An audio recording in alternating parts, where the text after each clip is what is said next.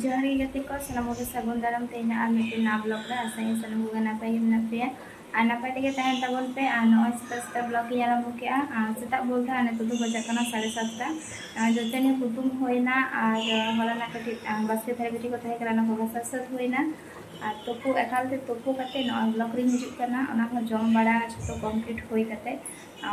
चा हा इन लगा जनक कना इन चा आरि ने तो बाद बाकी तो जो को ᱧᱩ का इन जारी लिया तो इन लगी चाय ललो जनक कना और मने कि इन आपे साथ हम ब्लॉग कटी शेयर दरकार कना तीन हम तो चलो हाँ तीन ब्लॉग रे हाँ कंटिन्यू तहन तबन पे और चेक को चिकई दा हाँ ñal तबन पे न तुको बड़ा होई कना और जम बड़ा कते नय नोंका कटी गरम गरम बुझे कना तो हाफ रेडी कते मिनिया तुपु कते अधेक तो सत होई लेन ताहे मान चला होई अमेंते ओड़ा दीदी ले दे जम बड़ा कते पे चला ओना कते आरो ताहे होइना kita से हाँ ले चला आवड़ा दो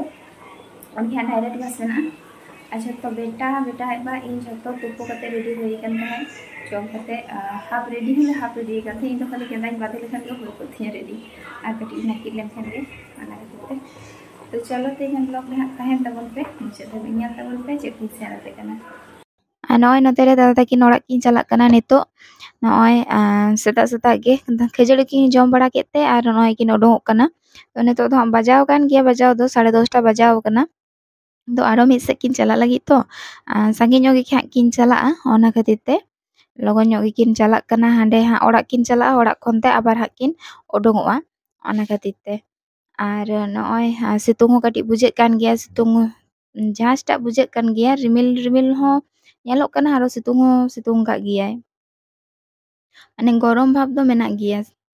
रिमिले रे होय तो आले हा तिना सितुंग हा ले नाम दा बास्ते ले चला तो ओना खातिर तेगे हा आ नय दादा तकिन माकिन चला ना तो चलो ओड़ा से बोलो होय लेन गे नितो दो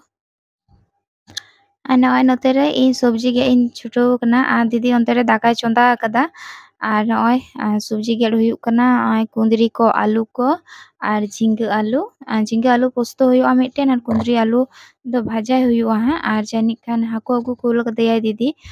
बाबू गिद्रा ना को गे हा तेहना मेनू दो और बेटा बा तलिन लिंग गल्पय ताहे और बेटा बागे वीडियो बनाव कदा तो बइन बड़ाय ताहे तो भागे गे होइना ओनाते आपे सानते ना क्लिप हुन शेयर किया और नय नते रे ñel ताबन पे नय दाका रे गे हा दले खांजो का दीदी ओना रे गे हा तेके इसिनोआ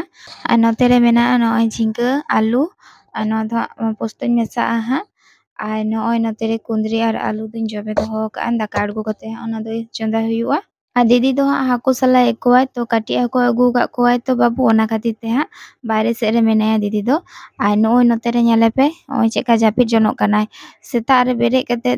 दतनी होतम जम बड़ा कते आ नय ñale पे जापिद जनक कनाय नडे आ ñel पे चेता रे पंखा ताहेन तुलुय आ ñel पे टेबिल पंखा चालू कावना तो बांगमा टेबिल पंखा रे दो आरामे बुझेव दो हाला निदो हो मिद निदा टेबिल पंखा चालू का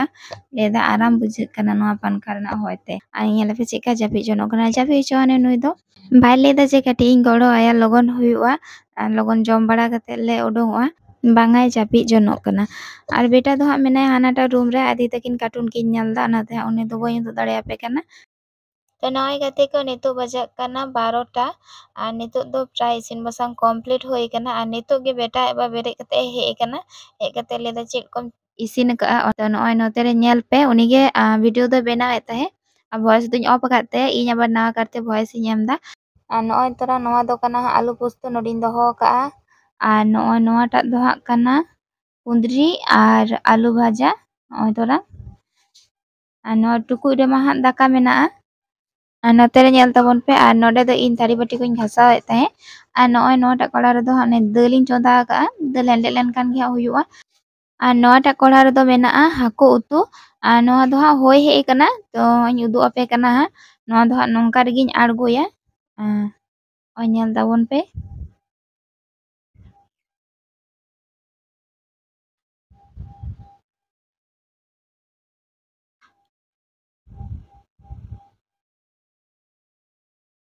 तो नय तोरा उनकुन ले पे ताहे गे कटी हाको नुको चारा पोना हाको कना को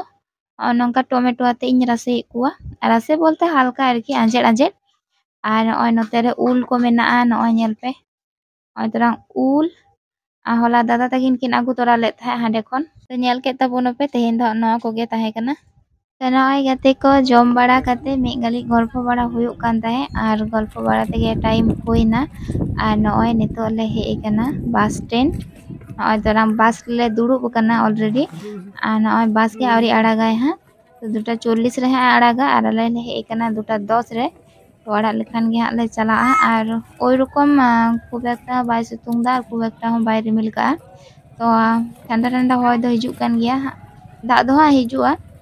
तारासिंग कोते दो नुकिन उनकिन तरंग बेटा कुड़कुड़ी जमदा और नंतरे बेटा बतिंगो कनाय तो तेहन दो जाले माहा कना तेहन दो आडी किछु के नडे प्रोग्राम ताहे कना तो आले दो कामी मेना ताले ते गपा नाते नॉय ले चला कना तेहन गे